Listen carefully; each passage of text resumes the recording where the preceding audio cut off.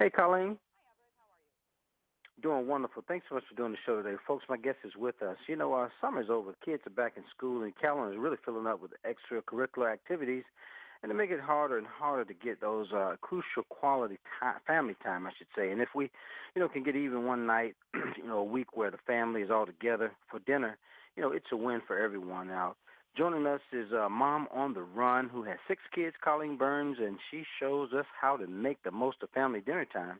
And so Colleen's going to share how we can be creative, I guess, with some of the nutritious meals without spending all day, in the kitchen and make things kind of a little simpler. So again, I want to welcome Colleen Burns to the show. Colleen, talk about, with everyone going, I guess in different directions, how do you get the family to sit down together? Absolutely. Thank you for having me. And the holidays are just around the corner. Those calendars that are already full with all those extracurricular activities are getting even more full with social commitments, everything going on during the week. Like you mentioned, it's getting harder and harder to get that crucial quality family time in, and we all know how important it is. At our house, if we've got a couple of the nights where we're all together as a family, that's called a win, like you were talking about. And I like to make the most of those evenings. I don't want to spend the whole evening in the kitchen prepping a meal from scratch.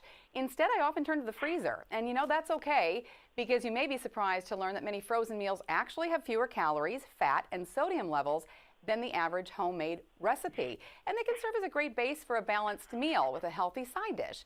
So then you're balancing out that time that you're saving in the kitchen with something that's a little quicker and easier to make, but then you've got that extra time with your family, which is really the reason that you're sitting down together for dinner in the first place. Even pizza can be part of a nutritious, balanced meal if you've got the right portion and if you've got a healthy side of fresh fruits or vegetables.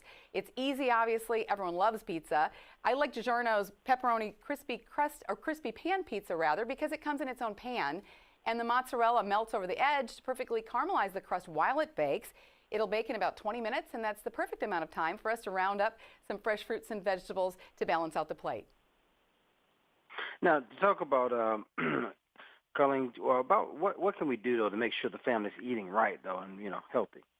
I like to involve my family in some interactive meals like a salad bar. I also like them to help me prep the meal in advance, maybe helping me cut up the vegetables, that kind of thing, because then you're kind of teaching them about nutrition. You're letting them know why we're eating what we're eating, and you're making it fun, which is also part of the process. And then we can add a little salad dressing to these little salad lettuce wraps. We can also have some dried fruit, some nuts.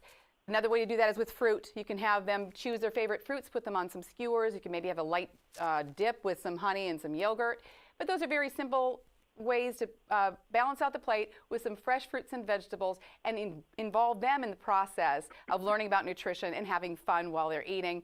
I want to feel good about what I'm putting on the table for my family. So as we were talking about saving time, that's great. But you want to be making smart choices. Be mindful of the portion sizes, especially if you're serving something more decadent like pizza. Look at those nutrition labels.